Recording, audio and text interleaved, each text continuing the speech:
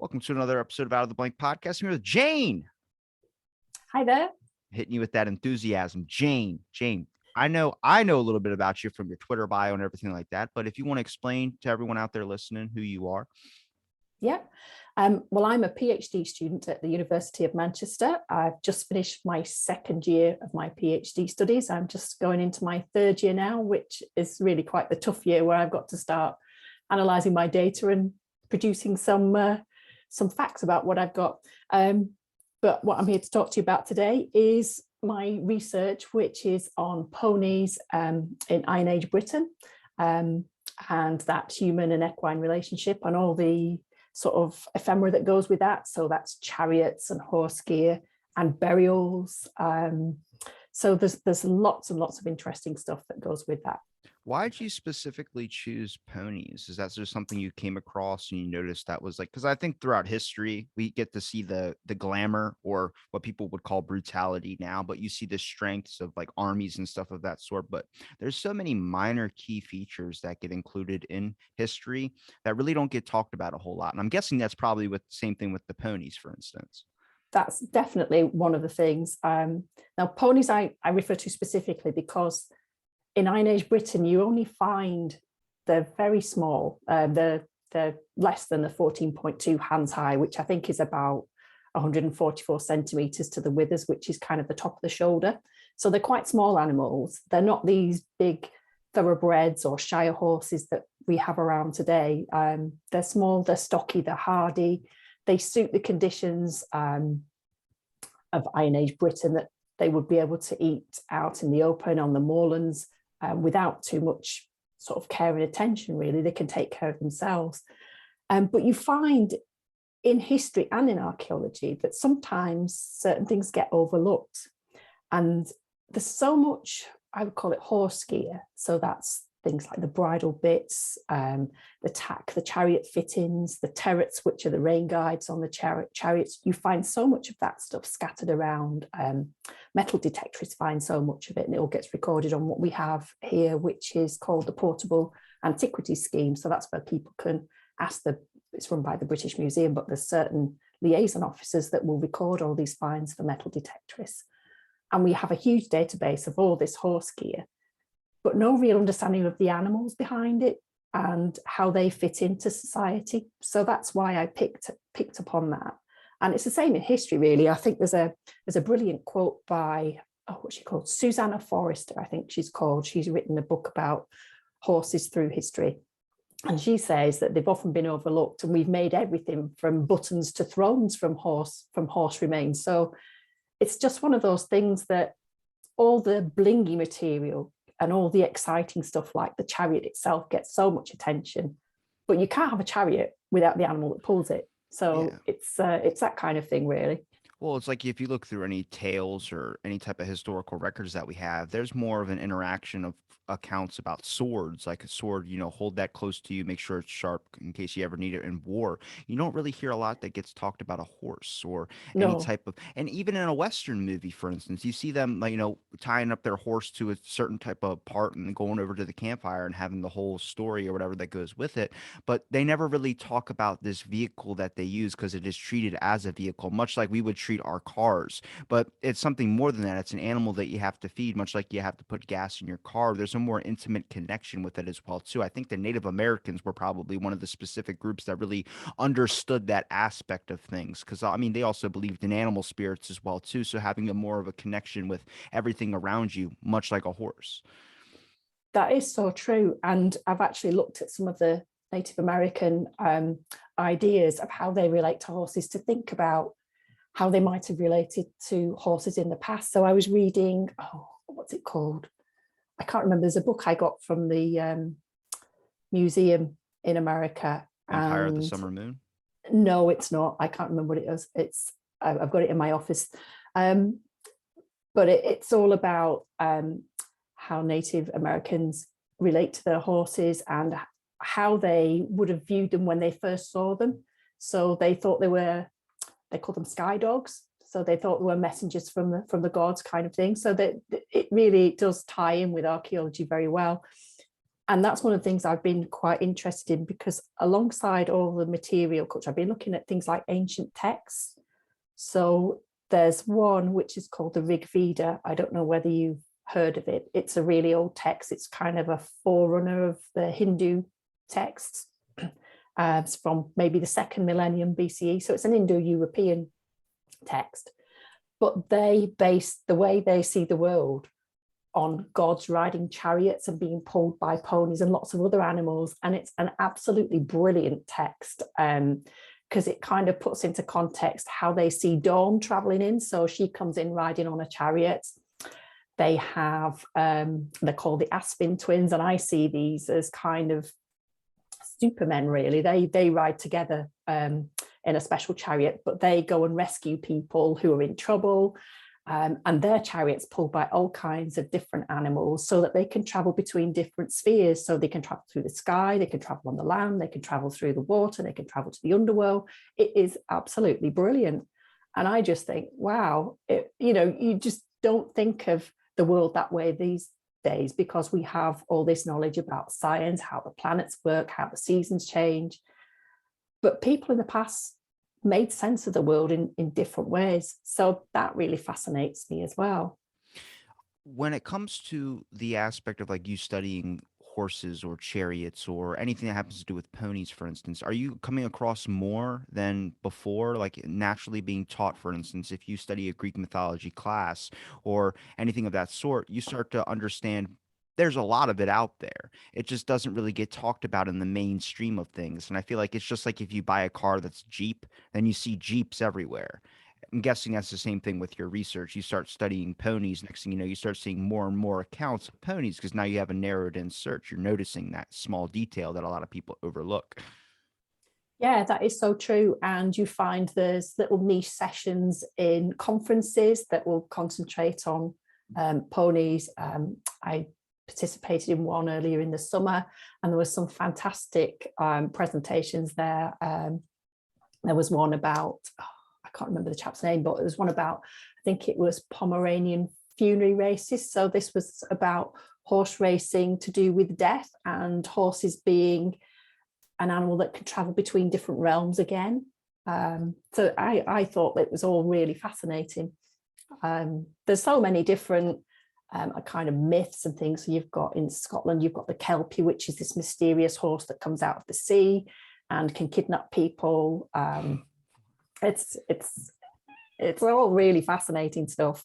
Do you think these tales came because on an aspect of like it was a beast that was ridden into war that has been given kind of like a hyperbole or an over personification, I would say. I mean, it's not just an item, but it's a valuable tool. But you don't see myths about people's cars. If anything, the most you see is that a guy will call his car a girl or, this is my baby or something like that. But with a horse, it was different. There was a lot of myth and lore that went behind it. I mean, Apollo used it on his chariot to raise the sun every morning and ride across the sky. So you really look at this grand aspect of like, is there a disconnect? Was the horse so easily discarded or was the pony so easily discarded? I mean, we still use them in basic functions today when it comes to farming. Sometimes when it comes to traveling up mountains, they use a mule or a donkey. Because they can carry a lot of weight. People compare size and like Clydesdales as being tough horses. I'm like, no, donkeys are actually they're able to hold a lot of weight when it comes to carrying, if you're moving or something, you can pack a lot on there. But with myth and lore and throughout history, there has been a idea or a different intake, I would say, of the ponies or anything of that sort. And we don't do that with our cars today. So I wonder if it's that connection that gets lost because we went from animal to machine. I think that is probably true. We don't have that same connection with the natural world as we used to have. I think a lot of that's been lost now. And even normal farming, even that's quite industrialized now, our food production. I don't think we have the same connections with that nature as we did have. And I think we have more knowledge. I wouldn't say more knowledge, different knowledge, I would say, because I think that would be quite disrespectful to say that we have more knowledge now. We have a different knowledge and a different way of viewing the world. people wanted to make sense of why they had thunderstorms, why certain things happened, why seasons changed. And this was a way of, I think, mythology, whether you look at Greek, Roman, Rig Veda, any other kind, like we say, the Native American, they all use the natural world and the spirits from that to make sense of it. And I think that's something that we've lost. I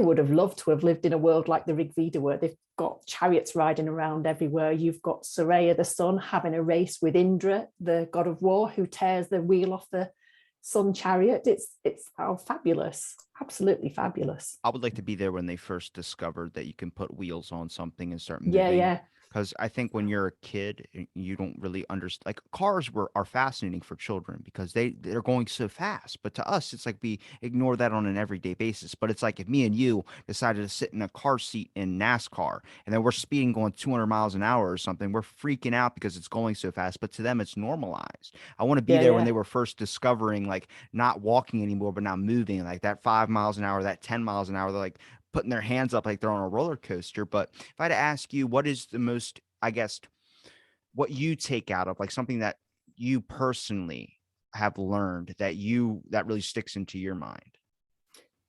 Ooh, about my research or just about archaeology in general? You can choose either one. I think for me, I've now settled on the Iron Age. I've studied lots of different periods, lots of different areas of the world, geographical areas of the world under my studies when I was in my undergrad. But I think what I found with the Iron Age is we have this thing in Britain about the Roman conquest, and they brought the roads and the building and everything else. And it's kind of masked what was there before. Iron Age people were fantastically resourceful, very talented, very skilled at making things. And they were fascinated with colour. So even from scraps of material that have kind of mineralized in, whether it's from a grave and it's been found attached to a brooch, we've been able to reconstruct what fabrics they used, of what they look like. And they're so vivid and bright with reds, orange, blues. And even on a basic thing like a wooden bowl, they will carve beautiful patterns on them. So they like the finer things in life. They like things to look bright and bold. And they were so creative.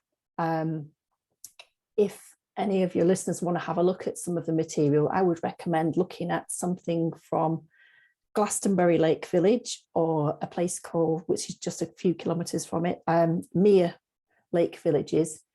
And because they're so boggy, the artifacts there have been so well preserved, you will find all this vivid material, all these hand tools that look like they were made yesterday, not like a couple of thousand years ago. It's absolutely fascinating that you can see a saw with a wooden handle with teeth on it that looks like it was bought in a store yesterday. It's fabulous. So that's what I take away, is how resourceful these people were. I mean, they were making chariot wheels there, and that is amazing to me, how they get them to be a perfect circle. I can't even see any traces of traveller wheels to measure them out, but they did it. So for me, that is how I look at it, thinking how these people made things in the past with just their hand tools.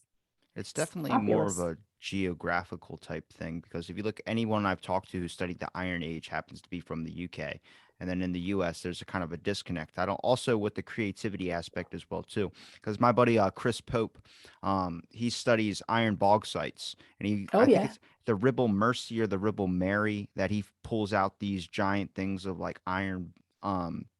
And he was actually talking about how the UK, like with the Iron Age, that they actually might have some type of pagan roots to it, that the school yeah, doesn't want yeah. to look into it a little bit deeper. And he has all these amazing things where they're just ignoring it. And then it's funny because our first time he chatted, the next day he got his eyesight back after 40 years of being blind, which was, Wow. yeah. So I was talking, I was like, hey, you can find iron sites a little bit easier now, but there's a geographical like kind of understanding and a difference. And I think that is with our culture as well too. Even though I'm from the US, you're from the UK, there's a different understanding because there's a giant disconnect over here with the creativity of the materials has changed. We don't really have an appreciation for older things. We have an appreciation for newer things. In the UK, there's still more of a cultural aspect. Also, the same thing you can find with your buildings. Your buildings are old, stone, brick, kind of moss type things. Over here, everything's new and it's kind of looks like plastic. And I think there's a major disconnect there. And it's the same thing. If you were going to pinpoint through your research with ponies or chariots, um, what did you notice change? Did you notice a drop off when machines started to get picked up? Because you can look at the industrial age and see the printing press become a thing. Workers were losing a little bit of their jobs because of an aspect of the printing machine, the newspaper press, all these types of things started coming out, where eventually we've shifted to more of technology where you start to see some key aspects in life get taken out. Yeah, I think for me, I was quite surprised um, when I was doing some research on more modern times. I was looking at some Victorian aspects of horse care and how they um, related to horses at the time, because that was a huge horse society. They used horses for everything. Um, but I was under this misapprehension that when the railways came in, that the need for horses would have reduced. And I guess for some aspects it did. But behind this, all the warehousing, all the journeys that had to be taken from the rail yard to deliver the stuff Yeah. to merchants, whatever, that was all done by horse and cart. There were all the transport, the public transport was run by, sort of the omnibus was pulled by horses, and some of them were really poorly treated. So for me, it kind of had gone from somewhere in the Iron Age where they seem to take great care in how their ponies look, how they decorate them with this beautiful horse gear. So they've got coral on some of them. They've got beautiful, it's called hot glass enameling. So they melt glass into particular settings onto the horse gear. So we've got lovely red glass enameling on them and beautiful Iron Age artwork. But then you go to something like the Victorian, where they're actually working their animals to death in some instances. And sometimes the fates of the animals were actually tied up with the fates of the owners, because if they had to work themselves to death, then the horse had to do the same. So you kind of get to see life in different perspectives from looking at the different ways that people related to their animals. Do you think it was more of a culture or I guess a wealth class difference between how people treated their horses? Like farmers would probably take more care of their horses than someone who was maybe higher up or in a higher class that could just shell out money for another one. Yeah, I think that's probably it. I mean, you could even look at someone like the pit ponies and the miners that only, in more recent years, they took great care of their animals. They'd shared their lunch with them because, they were, sometimes their safety was tied up together as well. If there were pitfalls, then sometimes the ponies would be relied upon to help them get out.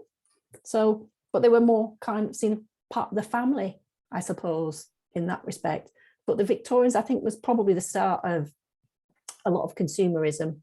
It may have even started even earlier than that. But yeah, animals treated perhaps as objects. Yeah, the Victorian age was weird. I think there's probably a decrease with it as well too. When that plague ripped through, they were using horses to drag out bodies, which was seen as more of an expendable type thing. If a horse got infected with something and died, you really didn't care too much about it. It was more, you saw the shift in our perspectives change from caring about other things to caring a little bit more about ourselves and also being more diverse into the culture. I'm fascinated with the Victorian age, mostly when it comes to the time of medicine, the innovations that were coming with that when they finally decided that, oh, wait, maybe we should be putting water or washing off some of our medical tools so we're not spreading infection. Um, it's just interesting if you really look at the comparative aspects of societies. The one that really gets glorified the most when it comes to anything that happens to do with using an animal as an essential tool. It's ancient history. It's something to do with the Romans. It's something to do with, ancient Greece, because that was all the technology was advanced for. That was the most advanced piece of tech. when it came to travel. I mean, people look at cars and railways now. It's like, well, before that, they had to use a horse. You went 20 miles an hour. You know, you weren't going 50, 60 to get to the gas station. You had to use a horse to travel across lands. And if your horse died midway through your journey, I mean, the Oregon Trail, that whole game is based off of these people that would travel using horses and using this essential tool, knowing that they had to take care of their animal, change their shoes out. I mean, even we go to horse racing today. They haven't had a fix for if a horse breaks a leg, they put it down or they Mm. euthanize it because it's just a horse has to stand. My buddy Mike from a podcast called Whack Brackets, he has a whole gaming thing about horses, and I was like, they still do that? He goes, yeah, they still do that. I'm like, all like you'd think we would an animal that was so essential to just the history of the building of every society would have a better, I guess, technology to be able to handle if a horse breaks their leg or not. Yeah, yeah. Well, it's strange you say that because the Iron Age people did use their chariots and the ponies in war. Caesar's accounts of the Gallic wars, he writes about the Britons, and they, according to him, were very skilled at driving them. They could one of the texts refers to him saying that they could drive their chariots down a steep hill at breakneck speed, stop and turn them at a moment's notice, and without any fear whatsoever. So these were definitely used in war as well. So that was another aspect that I was looking at, was how would you train a pony to do that, or a pair of ponies, for them to just do what the owner wants them to do, or the charioteer wants them to do, drive them down a hill at breakneck speed, twist and turn. And they were riding them in and out of woods as well, which I find amazing. Like, how would you drive a chariot at speed through woods? Well, even a gunshot, for instance, going off by a horse's ears, having them be spooked by that. But the interesting part about a horse is it's the only animal that has some type of mind connection with you that if you're not thinking clearly, if you're not in that moment, if you're not, if you're thinking like and you're all distraught, your horse will be distraught. Yeah, yeah, Which is weird because if we base our how we base intelligence, the only thing we always bring up is dolphins. Dolphins seem to be smart. It's like, well, you're basing it off of our intelligence. What about an animal that is connected to you in such a way that you can't see it, much like your cell phone can send a signal? This horse is sensing your signal. I mean, there's a bond that gets created there as well, too. You'd think yeah, yeah, I want to be at that moment in history when someone decided to put armor on their horse. Like, hey, maybe I yeah, should protect my horse. I'm riding into yeah. battle with the thing gets shot, and the next I flip out of a cart. Well, that's interesting as well, because that must be really heavy as well. So this horse has got to bear all the weight of the armor. If it's a rider, they've got to have the weight of the rider and their armor on them as well. So it's, they've got to be one strong animal to do that, and they've got to have a lot of trust to let you put all this equipment on it as well. So I think it is that bond of trust that, especially in the Iron Age, if they built up the trust with the team of ponies, how they train them, it's quite a good. I'm not a horse owner myself, but I've had to try and study how people train their animals, so and understand that animal behavior, so the equine behavior. So it's all about, if a horse knows it's got a sound coming, or there's it's being asked to race, it will only get used to that if it knows it's not going to be in any danger. So you have to keep practicing with it. It's all about reinforcing it all the time, so it can trust you, so that if there's a noise, it won't get spooked. It just has to be kind of conditioned to that. So that's a lot of time invested in a race, in not just chariot racing, but in war as well.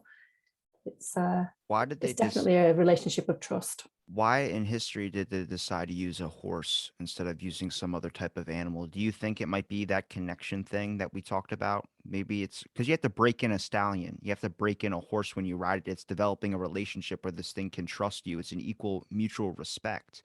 And if we see the drop off of respect for animals kind of go in a different direction when we now rely, I guess, more in our vehicles. But if you're bringing an animal into war, why would they specifically choose a horse? They must have known something was a little bit different than about this than not even the size comparison. People can bring up the size of a horse. It's like, well, then you could find something like a bear, something that's been known to Yeah. be vicious and learn to train that. Russia tried that at one point. So you start looking at a concept of like they knew something different.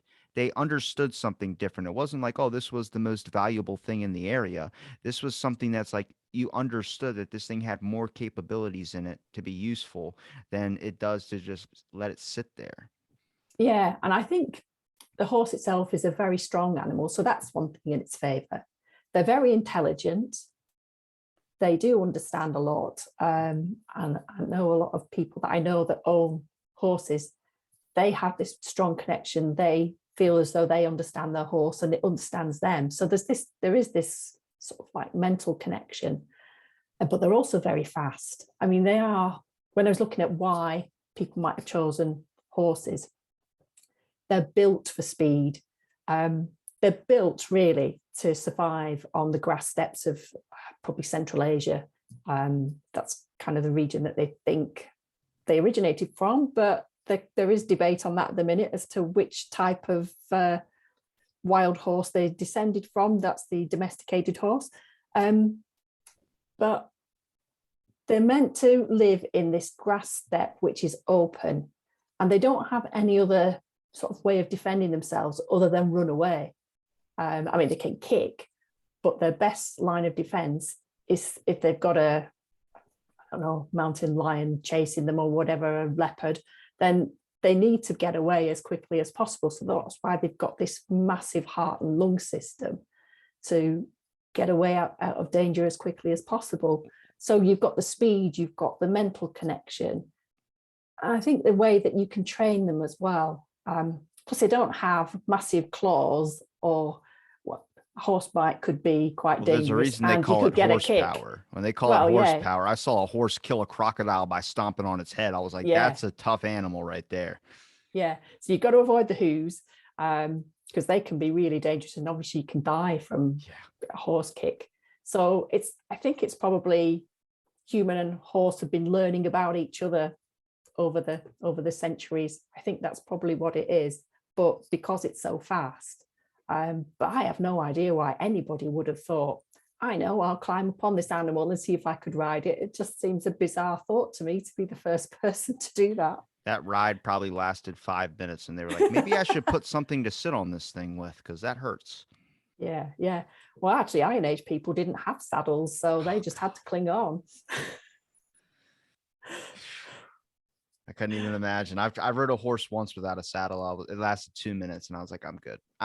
Horse. That's something for me that freaks out because I have ADHD, so my mind's constantly going 24/7. It's hard for me to stay in that moment of things, which makes it difficult. If you're going to ride a horse, you kind of have to be all. It's kind of like driving your car, except driving your car Yeah, is a little bit different because this animal actually thinks on its own and works on its own, not really in reliant to you, as much as you might think a car would be reliant in you.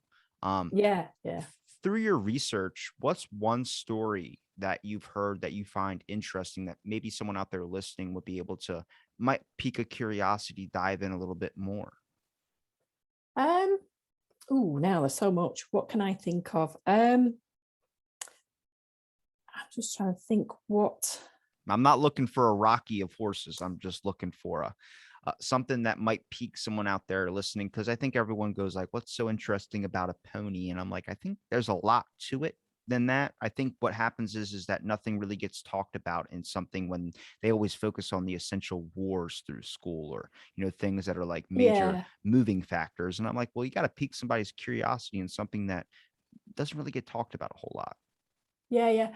Well, I think to me, it's probably the way of life that they had, the Iron Age people. And because it's been kind of the horse has been overlooked so much, we have all this Iron Age horse gear that's all over the country, but nobody ever talks about it. And it's just why do we have all this much stuff?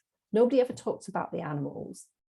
And the one thing that I'm trying to work out is roughly when horse riding appeared in Britain, because that's one thing that nobody really knows. There's a few different theories about riding taking place at the end of the Bronze Age when there was huge rolling farms around the place. Another is that it only started when we started having a lot more interaction with the Romans trying to fight against them. So you've kind of got these two extremes. One's kind of, I don't know, 1000 BCE, the other is first century CE. So you kind of got about 1,000 years between the two. And so when did we kind of start riding horses? I have found one example where we may have evidence from around 300 or 400 BCE, which is a woman who was strapped to a horse in a burial, which is quite bizarre, really, because it seems as though they did the burial ceremony. Sorry, I couldn't get my word out then. The burial ceremony was from the top of a ditch, and they must have had her propped up with this horse on top of this ditch. And then they pushed them in, and I think they landed about 8 feet down. And because of the forces of gravity, she's actually spun around and ended up upside down between the horse's legs.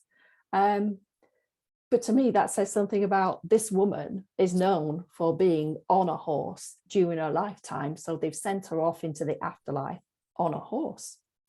So for me, Sounds like a it's all murder. aspects like this is kind of interesting as to try and work out what on earth was going on with these types of burials that we see. I mean, we do find in chariot burials, there are some that we found where the ponies are included. Some chariot burials they don't, so it's not a kind of standard that you do one way or the other. I think that's the thing with the Iron Age as well. There's a lot of individuality in it. Do you think it was to send them into the afterlife with their horse? Do you think it might have been like a type of way of killing somebody? Because I mean, horses were used a lot in execution methods as well too, from whether it's strapping a horse on each side of a person's limbs and then having them run in separate directions and ripping them apart, or on the concept of sending a message. If you put a dead body on top of a horse and then, do something to scare it or spook it and run, it'll start running on a path until it finds someone that comes across it.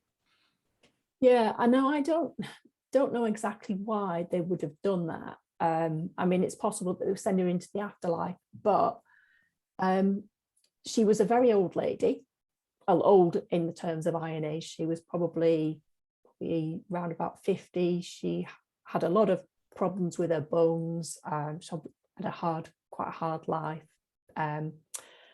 But there were signs of horse riding on her spine and what was remaining of her. And the horse was actually injured too, which was quite interesting. That had an injured front leg. So it seems as though she may have died of natural causes. But I would imagine that the horse has had to be kind of euthanized at the time of the funeral process. Yeah. But I mean, that may well have been kind of because it had this sort of injured leg as well. So they sent them both off together. There was a dog in there as well, so maybe her dog as well. People I mean, I think people underestimate like just the amount of creativity that started to get really dark in a way when it came to the type of methods they used for torture, the type of methods they used for killing someone. I mean, eventually they used these dogs of war instead of riding into battle on them. They started using them as effective ways of getting a message across or trying to find some way. And it's interesting too, because when you read or you see anything through historical accounts of these warlogs, they never talk about the horses dying. They always just talk about the person. And it makes you think, did they kill the horses as well too?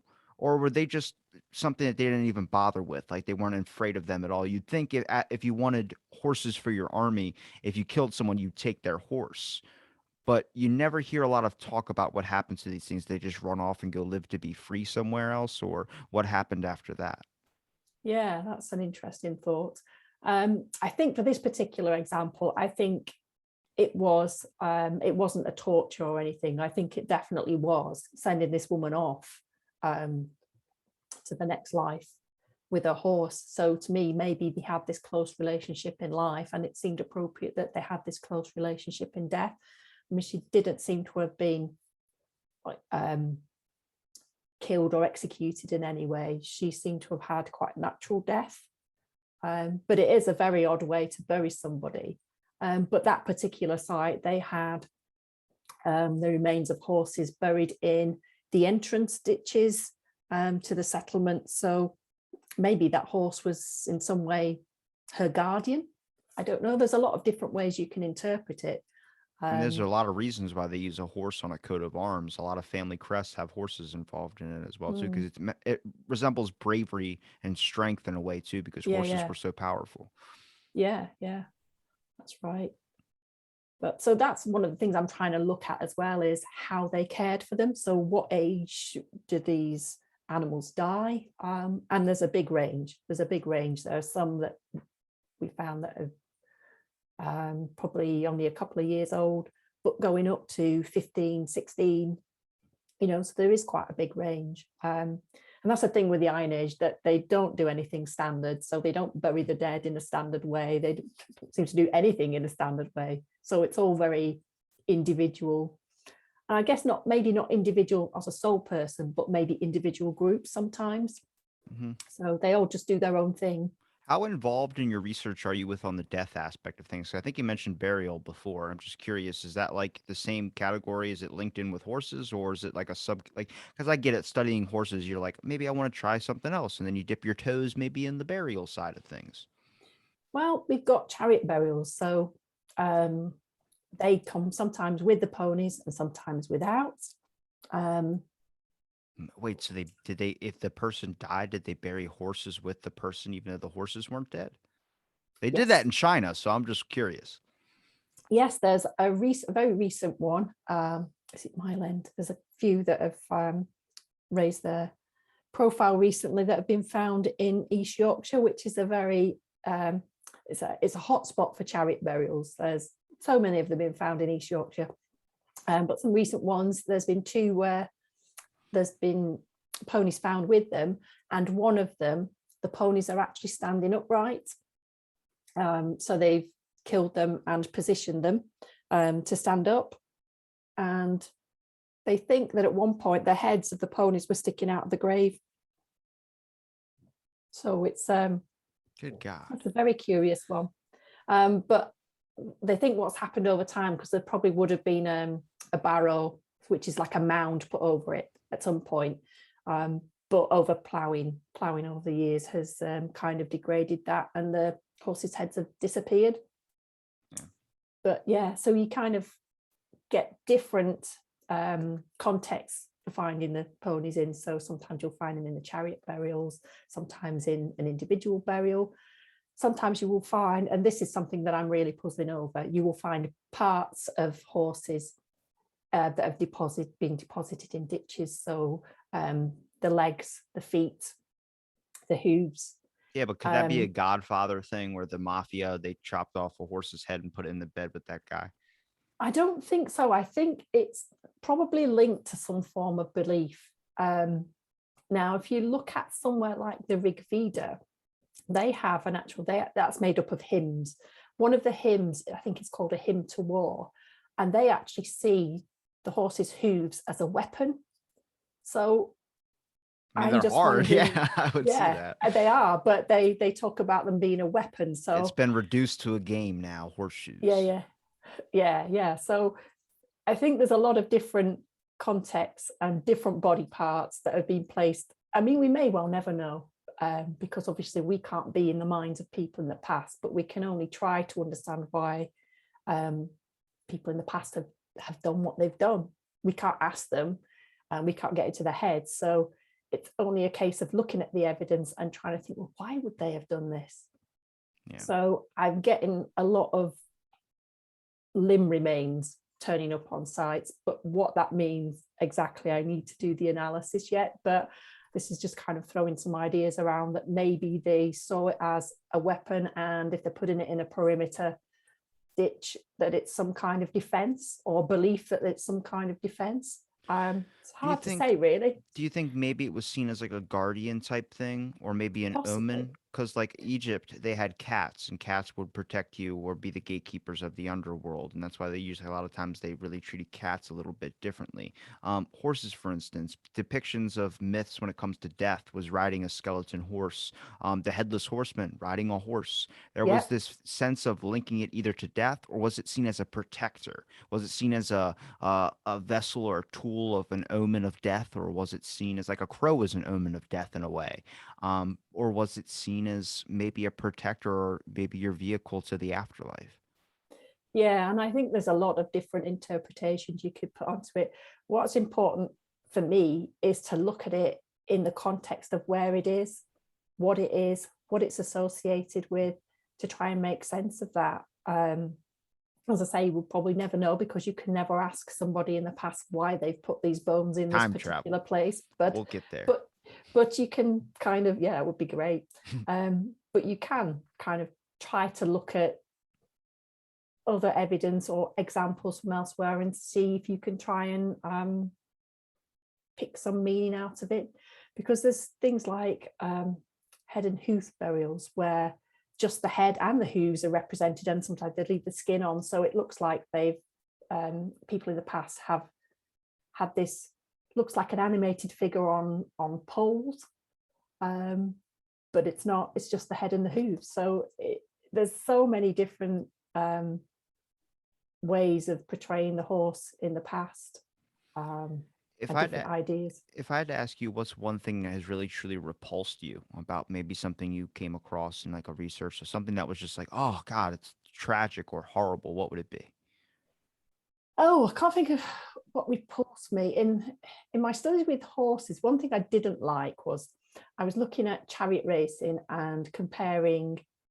Um, I think it was, I don't know whether you've ever read the Kikuli text, which is about chariot racing. That's from, I think, about mid second millennium BCE, and it's an ancient Hittite text where they describe sort of I suppose they call it interval training for horses. So I think it's something like a 7-month long program where a horse gets so much food or not so much food, so much water, gets exercised at certain times of the day, sometimes overnight. So it's quite a prescriptive way of training horses for chariot racing. And I started looking at Roman chariot racing, and there's something horrible in there, which it says that it seems to be that they drove their horses so hard in these races that they didn't care what happened to their horses at all. Their mouths would get mangled up and damaged, and then there's some veterinary accounts of stitching up the horse's mouth afterwards and bathing it with wine and sticking honey on it to try and heal it up. But I thought that was quite horrible. This poor horse with a mangled mouth that is probably going to have to race again and again and keep getting injured. I mean, that's not kind of repulsive, I suppose, but I find it quite shocking that they would do that to such a valuable animal. I think it was just the lack of information that they had at the time. I mean, Mm. and with anthropology, that's kind of like the major giant step is about, you can think now, but you got to understand the time period back then. They wrote Yeah, down yeah, wars for a reason because that was seen as a sign of strength. Now it's seen as like an act of horror in a way. Um, yeah, yeah. but they did the same thing to people. So those gladiator Oh, games yeah. were brutal as hell. Oh, they were. They And were really. it wasn't just a disconnect with the animal, it was also a disconnect with the people at the time too. I don't think really we started to see a true care for people when it started to become a little bit more civilized. And even if we get to the Victorian age, if we want to call that civilized in a way, they still put their medical things on display like a giant auditorium thing for Oh, everyone to yes. view as like a theater act. I don't think we truly we're kind of reverbing back a little bit to uncivilized in today's society, but in Yeah. major aspects, there's crucial elements that we're just never going to go back from, and that's like cannibalism and things of that sort.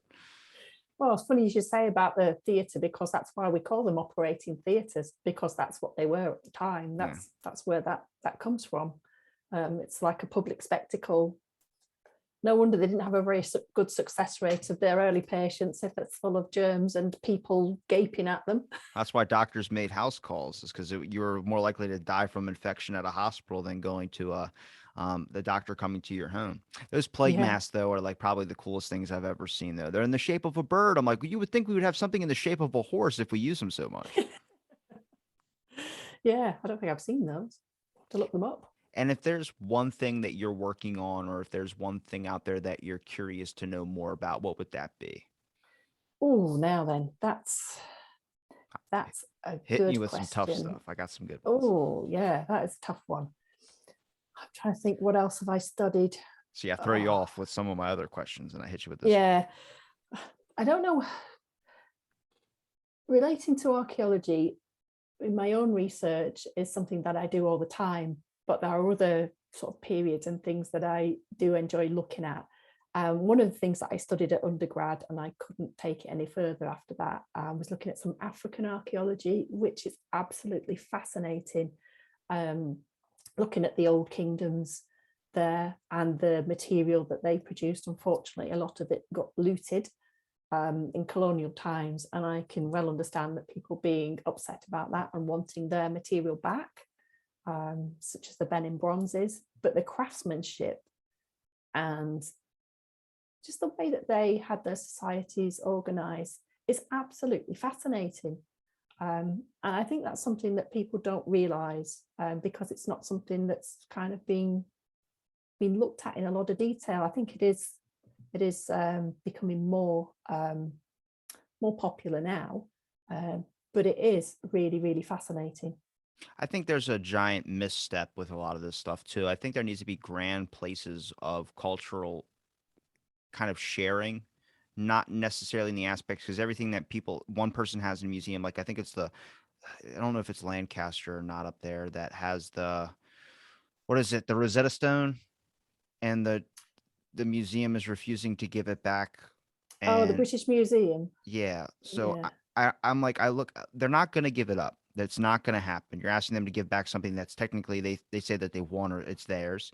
So why don't you get someone who's a part of that culture or part of that thing to take care of that exhibit, who's actually gonna have time and love invested into it because it's a yeah, part of their heritage. I'm like, you got to find the middle grounds here. If yeah. they're You have. they're not going to be willing to give up things in other cultures that they got or at some point in history it's part of their history now. So you got to find a middle ground, which is creating a cultural kind of partisan in an aspect of making a centers or museums that are uniting everybody's cultures. One thing my buddy put to me, he's fascinated with oh my god, I'm gonna forget the freaking name of it. All the giant rocks that are piled up in a circle.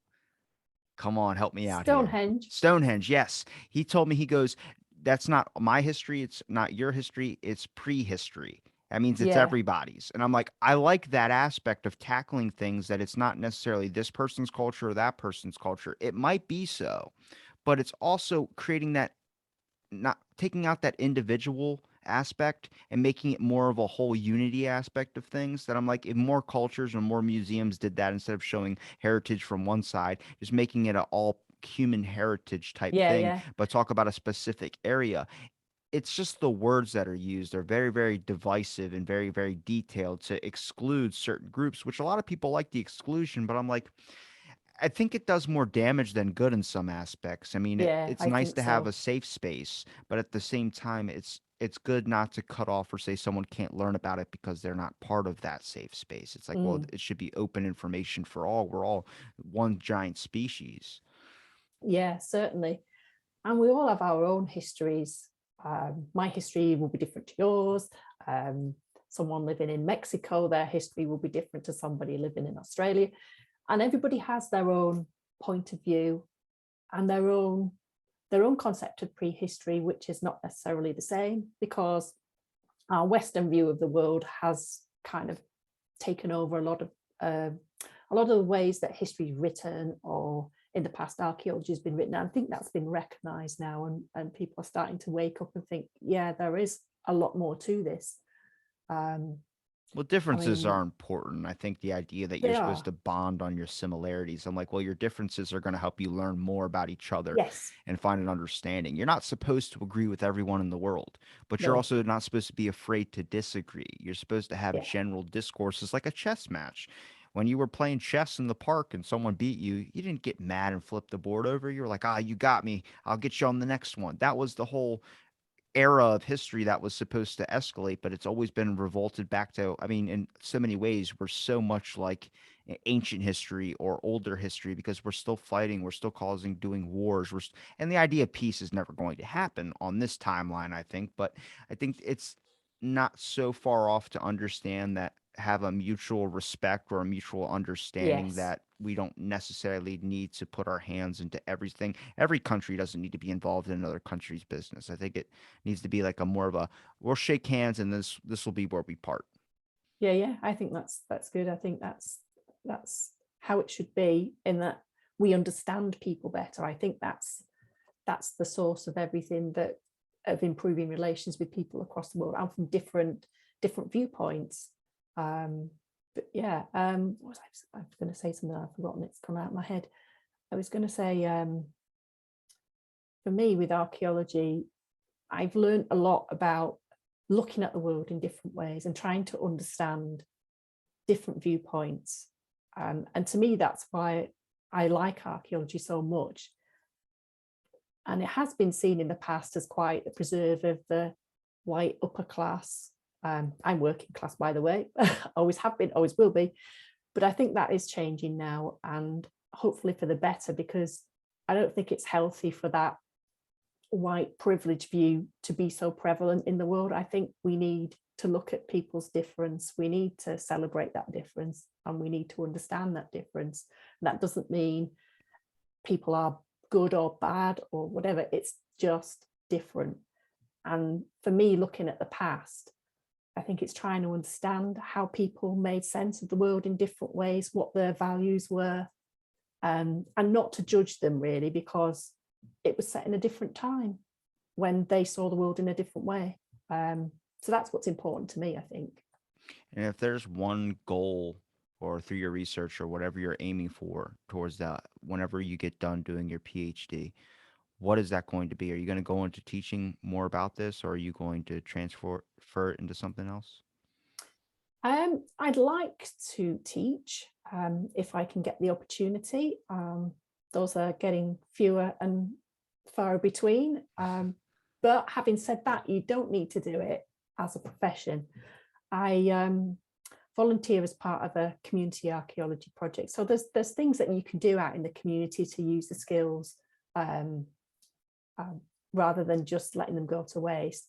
And when I've been doing my field work, I really enjoy talking to the public about what it is that's going on, um, how people saw the world in the past, how the world may have looked completely differently, because my fieldwork placement was working on an ice age site, in Jersey, just off between Britain and France, and there's a lot of flint material, but the actual geology of the area was completely different. It was still joined to mainland Europe at that time, instead of being a little island, and there was coastal plains and rivers running through. So it's just trying to help people visualize how it might have looked in the past and what sort of things were going on there. So you've got a little group of hunter-gatherer people making their flint tools around fires, cooking things on. We even found a mammoth tooth that was quite cool. It shouldn't have been there really, but we did. And some artwork which was fabulous, scratched into, they call them plaquettes. So just thinking about how people lived in the past and how things were different and perhaps even the same as they are now, relationships between people, so family groups, family ties, and how people use the landscape, to survive. Yeah. The kind of connection that people developed back then, connections people develop now. There's a lot to learn from history, even though people really don't like diving into it. At least outside of certain groups, more like the general public doesn't like diving into a lot of it. Mostly because they start digging up stuff. You find out George Washington's teeth weren't made of cherry wood; they were made of slave teeth, and then people go nuts. Um, I Yeah. think history should have started out, or the way it was taught, it should have started out to be more authentic in its type of divulging of information, but the key details that get hidden through the education system because of how it looks, I'm like, it actually prolongs the kind of fear or the kind of breaks that people you see now where they want to tear up history. And I'm like, there's an important, essential part to it, but we got to do it in the right way. And that's teaching the honest, brutal truth of it all. I mean, if Yeah, they could yeah, be honest about Christopher Columbus, you can't lie about stuff like that. But the fact that it's been taught in a different way and people are learning the real history, there's this giant snapback. I mean, every anthropologist I've ever talked to has talked about it. It's like, yeah, I mean, they got to say it some way so you don't freak out. And it's like, well, if I think it's much like UFOs, if you just are honest if it's real or not and give people closure on some things, you wouldn't have people that wear tinfoil hats and try and microwave things. that is so true. That is so true. I think I would agree with that. I think the problem with written history is, especially when it comes to sort of battles and invasions and accounts of where there's been an oppressor, you only get the victor's side of things, really. You don't get the other side. And I think that's the problem with historical accounts, that you have to be aware of the biases and why they've been written, the way they've been written. So I think for me, that's something I try to keep in mind as well if I'm looking at historical documents. So why is this written? Who's written it? What was it written for? Um, and I think sometimes we kind of rely on that written word so much, as with archaeology, you're looking at the material rather than the actual historical accounts, particularly in prehistory, because in Britain we didn't have any written accounts at that time. So you've only got the material to go by. So, but if you're looking at a historical documents or historical concepts or historical accounts, I would say always keep that in mind. Who's writing this? Why have they written it? And what purpose? So whether it's a political purpose, whether it's to make a victor look even more glorious in the eyes of their people, there is always lots of hidden reasons and hidden biases in historical accounts. So I always try to keep that in mind when I'm reading historical accounts now, and that's one thing that archaeology has taught me. That's a perfect thing to end on, Jane. Is there a place where people can find your Twitter page? Do you have any other links where people can see some of any work that you have out there? Um, I've I've got my university email address. At the moment, I haven't published that much because I've been a little bit delayed with my research through COVID. I've not been able to go and visit any of the museums to look through the collections. So I've been squirreling away on just written accounts for the last 10 months of my research. But I will hopefully get a blog page going at some point. So I will post that up on my Twitter feed when I've done it, and hopefully have some nice images of my horses and chariots and horse gear on there before too long. Well, I'll make sure I link your Twitter in the description. Is there anything you want to let the audience know before we wrap up the show? Um, I'd just like to say thank you to my PhD supervisors, Dr. Melanie Giles, who has been a brilliant guiding light through all this material, and she's an expert in bog bodies, and also to Dr. Ina Berg, who's also been my second supervisor, and she's been brilliant too. So yes, those people at the University of Manchester who've been a massive support to me. So I just want to say thank you on the record for that. There we And go. thank you to you too for giving me the opportunity to come and talk to you. I'd love to have you back on again too. Um, Well, hopefully when I've got some findings from my research, I'll pop back on and have another catch up. Sounds good. Thanks for listening to this episode of Out of the Blank. Stay tuned for our next episode.